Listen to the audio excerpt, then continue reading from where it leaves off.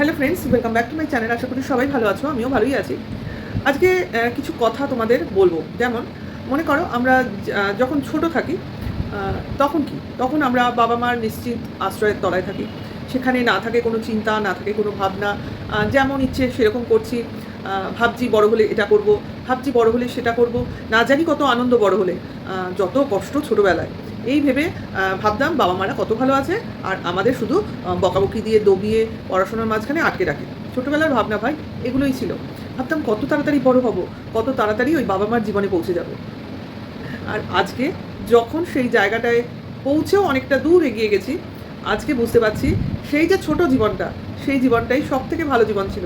মানে নির্ঝঞ্ঝাট, নির্ভাবনা, দুশ্চিন্তা মুক্ত একটা পাখির মতো বলবো না, পাখিদেরও জীবনের অনেক নিয়ম শৃঙ্খলা থাকে।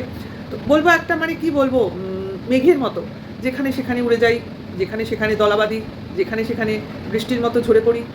কবিতার মতো কথা বলছি না, বলছি একটা শান্তির স্বস্তির জীবন ছিল। যে আমার কোনো সমস্যা, তার জন্য মা বাবা আছে, আমার চিন্তাভাবনা কিসের। এই যে একটা পরাশ্রয়ী, সেটা ছোটোবেলাতেই থাকে। ক্রমশ যত বড় হয়েছি দেখেছি আমাকে যত না লোক মানে চিন্তাভাবনা মুক্ত করবার চেষ্টা করবে, তার থেকে বেশি আমাকে চেষ্টা করতে হচ্ছে অন্যকে শান্তি দেওয়ার জন্য, অন্যকে চিন্তামুক্ত করে রাখার জন্য। মানে নিজের জায়গাটা কীরকম আস্তে আস্তে চেঞ্জ হয়ে যাচ্ছে, মানে আমাদের যেন পথ পরিবর্তন হচ্ছে। যাই হোক, কেন বলছি, কিসের জন্য বলছি, তাই না? আমার টিনাকে দেখলে এগুলোই মনে হয়। অনেক ছোট তো, ভীষণই ছোট, অল্প বয়স, আমার হাফ বয়স বলতে গেলে, হাফেরও একটু কম হবে। 24 বছর তো খুবই ছোট, বলো।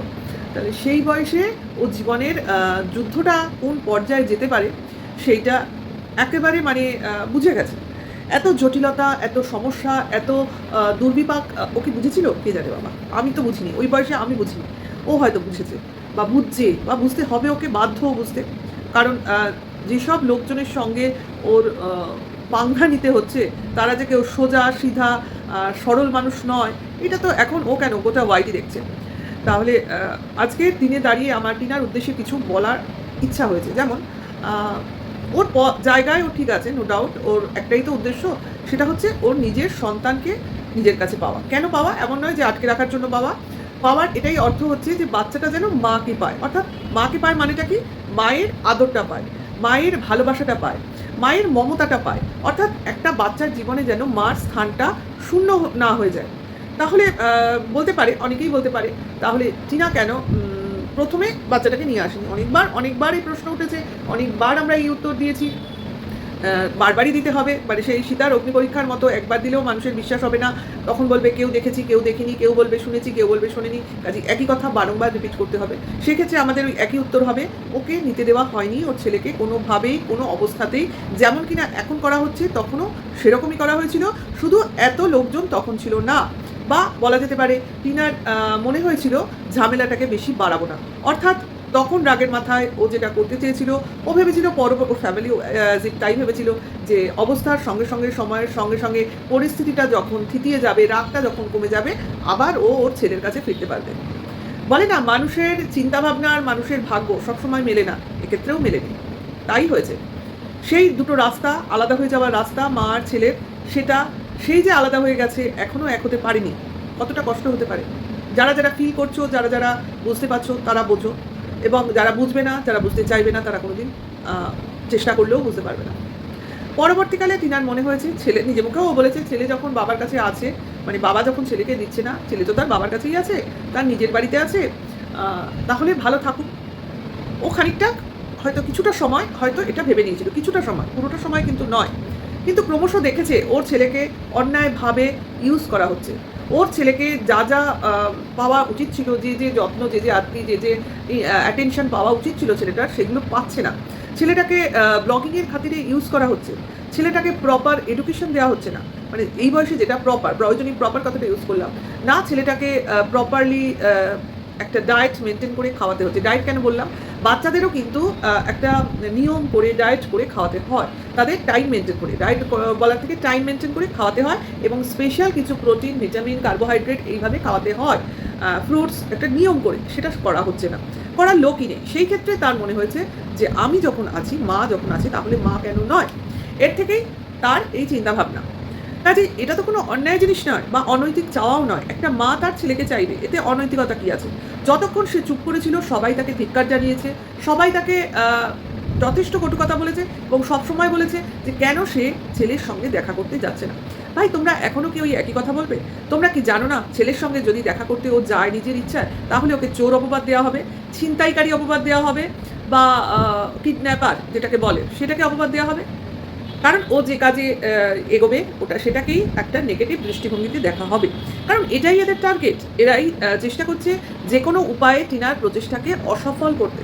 তার জন্যই বুঝতেই পারছো এখনকার কী ওরা স্টেপ বাই স্টেপ নিতে চলেছে। একটা গুন্ডা বাহিনী গঠন করেছে এবং গুন্ডা বাহিনীর কাজ কি সে তো তোমরা সবাই জানো, যে কোনো ভালো কাজকে পণ্ড করে দেওয়া। হ্যাঁ, কারণ এখানে শুধু তো মা ছেলেকে চাইছে বা মা ছেলেকে সঙ্গে মিলিত হবে সেটা না, একটা বাচ্চারও, তাই তো, ইনফ্যান্ট তো তাহলে সেই বাচ্চাটারও কিন্তু তার মাকে সমানভাবে প্রয়োজন। যতই তার বাবা থাকুক, ঠাকুমা থাকুক, দাদু থাকুক, তার মার মতো কিন্তু কেউ হতে পারবে না। মার জায়গাটা কেউ নিতে পারে না। অবশ্য ওই ফ্যামিলির পক্ষে বোঝাটা খুব মুশকিল, কারণ ওই ফ্যামিলির যে মাতৃস্থানীয় ব্যক্তি আছে উনি তো মা নামের কলঙ্ক বলতেই হয়। কারণ যে নিজের সন্তানকে নিজের কাছে রাখতে পারেন না, প্রথম সন্তানকে, তিনি আর মা বলার কতটা মানে কী বলবো সম্মানটা ধরে রাখতে পারবেন? কারণ উনি নিজেই কন্যার সন্তানের বিরোধিতা করেছেন, সেটা কন্যাকে সন্তান হিসেবে নিজের রাখতে সমর্থ হননি এবং পরবর্তীকালে যে নিজের কাছে নিয়ে আসবেন সেটারও চেষ্টা করেননি। হ্যাঁ, সেখানে আমাদের যুক্তি দেওয়া হয়েছে যে সেই সন্তান যখন তার বাপের বাড়িতে রয়েছে, সেখানে সে শিক্ষা পেয়েছে, প্রপার এডুকেশান পেয়ে ভালো যোগ্যতা নিয়ে এখন একটা ভালো জায়গায় ভালো অবস্থায় বিলং করছে, তাহলে সেই উজ্জ্বল ভবিষ্যতের কথা ভেবেই উনি তার সেই কন্যা সন্তানকে নিজের কাছে আনেন। তাহলে তার মানে এখান থেকে এটাই আমাদের পরিষ্কার হয়ে যাচ্ছে যে উনি চাননি যে তারা যেখানে থাকেন এখনও বর্তমানে যেখানে আছেন সেখানের পড়াশোনার অবস্থাটা প্রপার নয়, অর্থাৎ ভালো নয়, এবং সেখানে ছেলেমেয়ে শিক্ষিত হতে পারবে না। তার জন্যই মেয়ের ক্ষেত্রে উনি সেই সিদ্ধান্ত নিয়েছেন, এনাদের কথা মাত্র, ওই দালালদের কথা মাত্র। কিন্তু সেক্ষেত্রে উনি যখন নিজের ছেলে হলো দ্বিতীয়, তখন কিন্তু তিনি সেই চিন্তাভাবনাটা আর রাখেননি।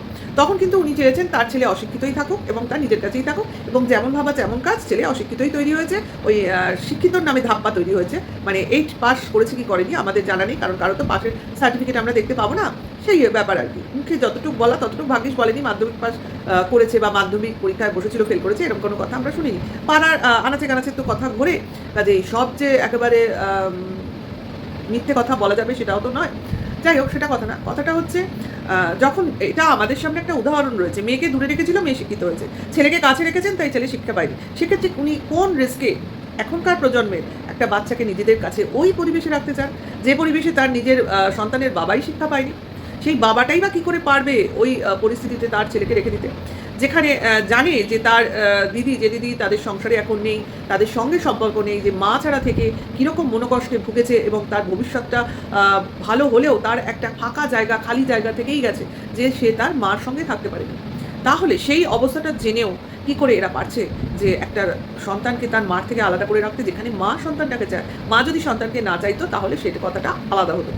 ওকে, প্রথমে তো প্রচার করাই হয়েছিল যে মা সন্তানকে চায় না, এখন আর সেই কথাটা বলতে পারছে না, কারণ দেখতে পাচ্ছে তো। এই জন্যই এইখানেই আমি বলবো টিনাকে কিছু জিনিস কিন্তু দর্শকদের জানাতে হয়। অ্যাজ ইফ এই কথাটা কিন্তু আমি গতকাল ওই যে সমাজসেবী মুখার্জি ম্যাডাম আছে, বাবলি মুখার্জি, ওনার লাইভেও আমি শুনেছি। উনি বলেছেন যে মাকে তার যে সন্তানের প্রতি ইগারনেস সেটাকে দেখাতে হবে। হ্যাঁ, মানে আমি বলছি না তুমি লিগালি ব্যাপারটাকে সবার সামনে নিয়ে এসো না, সেটা না। তোমার সন্তান, এটা কিন্তু তোমার, মানে তোমার অধিকার। তোমার সন্তানকে তোমার না বলার কোনো কারণ নেই। মানে এই যে লোককে বলছে না ছেলের নাম মুখে আনা যাবে না, ছেলের নাম মুখে আনলে বিপদ আছে, এই যে একটা ধমকি দিচ্ছে, এই ধমকিটাকে প্রাধান্য না দেওয়া বা এদেরকে বোঝানো যে আমার অধিকার, সন্তানের প্রতি আমার অধিকার আছে, আমি মা, কাজে আমার সন্তানকে তোমরা কিনে রেখেছো ঠিকই, কিন্তু তার কথা ভাবনা চিন্তা করা, তার কথা মুখে আনা, তার কথা ভেবে আমার কিছু পরিকল্পনা করা, এটাতে তোমরা বাধা নিষেধ কী করে রাখতে পারো? আমি আমার সন্তানের কথা বলবো, এখানে কে আছে যে আমার মুখের ওপর বিধিনিষেধ ট্যাক্স বসাবে? এই যে একটা অধিকার, এইটাকে নিজের মনের মধ্যে রাখো। আমি টিনাকে এটাই বলতে চাইছি, এবং লোককে বোঝানোর থেকেও নিজেকে নিজে বোঝাও যে কেউ কারোর অধিকার কিন্তু কারোকে কেউ অধিকার নিয়ে এসে দেয় না এরকম করে যে না এটা তোমার অধিকার। নিজের অধিকারটা নিজেকে সবসময় দাবি করতে হয়, অধিকার ছেড়ে দিতে, এইটা আমি বলতে চাইছি। হ্যাঁ, উনি বলেছেন অনেক রকম, কালকে মুখার্জি ম্যাডাম ওনার লাইভে বলেছেন, টিনার উদ্দেশ্যেই বলেছেন প্রতিবাদ জানাতে, প্রতিবাদ করতে। কিন্তু আমার মনে হয় না এখন এই মুহূর্তে উনি ওনার দিক দিয়ে ঠিকই আছেন। কিন্তু এখন যখন লিগালি ব্যাপারটা অনেকটা এগিয়ে গেছে, এই মুহূর্তে আমার মনে হয় না এখানে প্রতিবাদ করে কোনো লাভ আছে। কিসের প্রতিবাদ? ও তো ওর দাবি জানাচ্ছে ওর সন্তানের জন্য। এখানে প্রতিবাদের কি আছে? ঠিক আছে? এইবার ওর সন্তানকে ওর পেতে হবে। এখানে প্রতিবাদ বা সংগঠন বা ওই যেটাকে ভিড় করে প্রতিবাদ বলছে, সেটা করার কোনো প্রয়োজন নেই। হ্যাঁ? ওকে আমার শুধু একটাই মত যে নিজের ছেলের কথা বলা বন্ধ করলে চলবে না।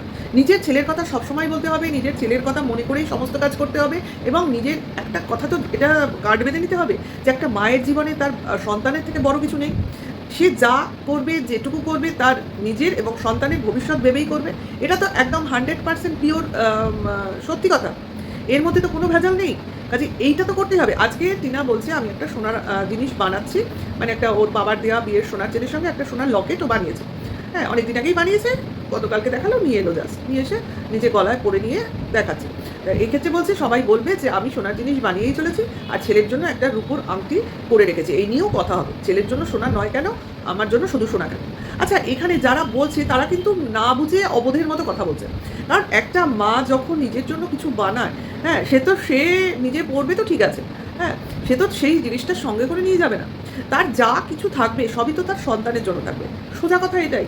আজকে মা একটা আংটি বানাক, মা একটা সোনার জিনিস বানাক, মা নিজের জন্য একটা ফ্ল্যাট কিনুক, মা নিজের জন্য কোনো ফার্নিচার কিনুক, ভবিষ্যতে অনেক অনেক জিনিস কিনুক, যাই কিনবে সবই তো মার সঙ্গে তার সন্তানের প্রাপ্য হবে। এটাই তো। তাহলে মা যা কিনবে সে কি সন্তানকে বাদ দিয়ে সে ব্যবহার করবে? তা কিন্তু নয়। সন্তানের কথা ভেবেই কিন্তু সে ভবিষ্যৎটাকে সাজাচ্ছে, গোছাচ্ছে। এর মধ্যে মার আলাদা, সন্তানের আলাদা বলে কিছু নেই। হ্যাঁ, আজকাল ছেলেরাও সোনার চেন পরে, লকেট পরে না। কথার দরকার নেই। আজকে ছেলের জন্য না হোক, ভবিষ্যতে তো ছেলের বিয়ে হবে, ছেলের বউটা তো আসবে, তার জন্য কে বলতে পারে? আমার তো এটাই মনে হয়েছে যে টিনার যা কিছু আছে তা পাওয়ার লোকটা কে আছে? হয় তার ছেলে পাবে, নয় ভবিষ্যতে তার ছেলের বউ পাবে। এই তো, ছেলের বউ এখন অনেক মানে কি বলবো, গাছে কাঁঠাল গোপে তেলের মতো ব্যাপার, সেটা কথা না। কিন্তু তবু মানুষের মনে তো ভবিষ্যৎ চিন্তাটা এইভাবেই আসে। বাচ্চা হওয়ার সঙ্গে সঙ্গে যেমন তার শিক্ষার কথা মাথায় আসে, যদিও তার শিক্ষা হতে তখনও 3-4 বছর দেরি থাকে, তবু তো আমরা ভাবতে থাকি। সেই রকম যখন শিক্ষার পথে আসে, আস্তে আস্তে তার চাকরির কথা ভাবতে থাকি। না, ভবিষ্যৎটা চিন্তা করলে কিন্তু ভবিষ্যৎটা গোছানো হয় না। এটাই হলো কথা। প্রথম থেকে যদি আমরা ভবিষ্যৎ ভেবে কাজ করি, তবে ভবিষ্যৎ একটা জায়গায় গিয়ে পৌঁছয়। যেমন আমাদের একটা বয়সসীমা আছে পড়াশোনার, যে আমরা 5 ক্লাসে গিয়ে স্কুলে ভর্তি হব, মাধ্যমিক দেবো বোধহয় সম্ভবত 16 ক্লাসে আমরা মাধ্যমিক দেবো, 18 ক্লাসে দেবো তোমার গিয়ে উচ্চ মাধ্যমিক, তারপর 21 বছরের মধ্যে যারা মানে জেনারেল কোর্সে আছে তারা গ্র্যাজুয়েট হয়ে যাব। আমি নর্মালি বলছি। এবার তোমার কী টার্গেট করতে হয়? চাকরির পরীক্ষা দিয়ে যাতে আমরা 28 বছরের মধ্যে একটা চাকরি জোগাড় করতে পারি। কারণ চাকরিটা পাওয়া, কেরিয়ারে দাঁড়ানো কিন্তু একটা যথেষ্ট হেট্রিক ব্যাপার। অনেক রকম পড়াশুনো করতে হয়। এখন তো চাকরির পথটা যতটা কঠিন, অন্তত চেষ্টা করতে হয় 28 বছরের মধ্যে যাতে আমি একটা জায়গায় পৌঁছতে পারি। তারপর আমি কিছুদিন চাকরি করে আমার কিছুটা ব্যাংক ব্যালেন্স বাড়াবো, তাতেও আমার 3-4 বছর চলে যাবে। তারপর আমার বিয়ে করতে করতে, একটা ছেলের ক্ষেত্রে বলছি, 32-34 বছর বয়স হয়ে যাবে। 32 এজে গিয়ে যখন আমি বিয়ে করব, তখন কিন্তু আবার আমার ফ্যামিলি তৈরি হবে। এইবার আমার ফ্যামিলির জন্য আবার চিন্তাভাবনা করতে শুরু করতে হবে। তার মানে একটা ছেলের জন্ম থেকে বিয়ের বয়স পর্যন্ত সে যা কিছু করছে নিজের জন্য করছে। এবার তার যেই বিয়ে করে ফেলছে তখন কিন্তু সে তার ফ্যামিলির জন্য করছে। হ্যাঁ, সেই ফ্যামিলির মধ্যে তার বাবা মাও থাকছে, তার স্ত্রী সন্তানরাও থাকছে।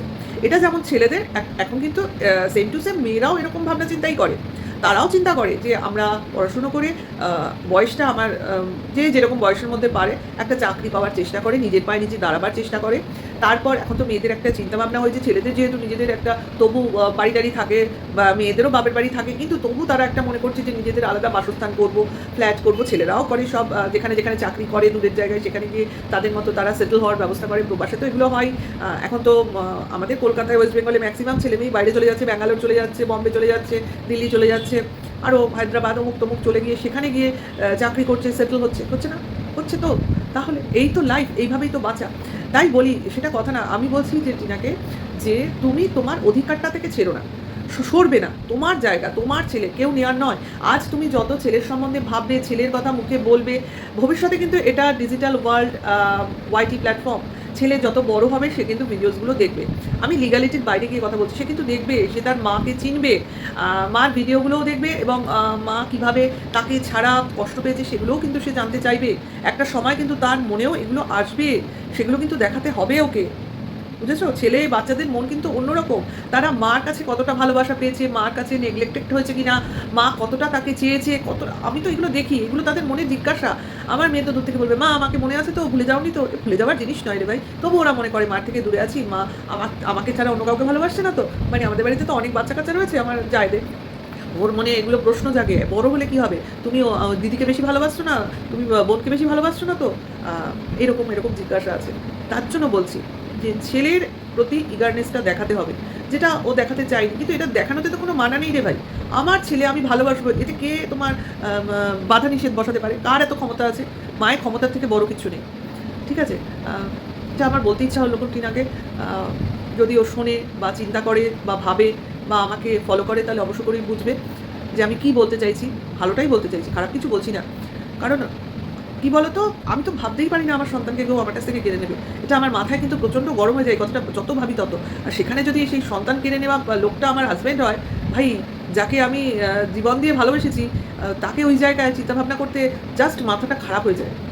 ভিডিওটা এখানেই শেষ করি। আ তোমাদের ভালো লাগলে লাইক, কমেন্ট, শেয়ার করবে। নেক্সট ভিডিও ওয়েট করবে। এখনকার জন্য এইটুকু। Tata, by.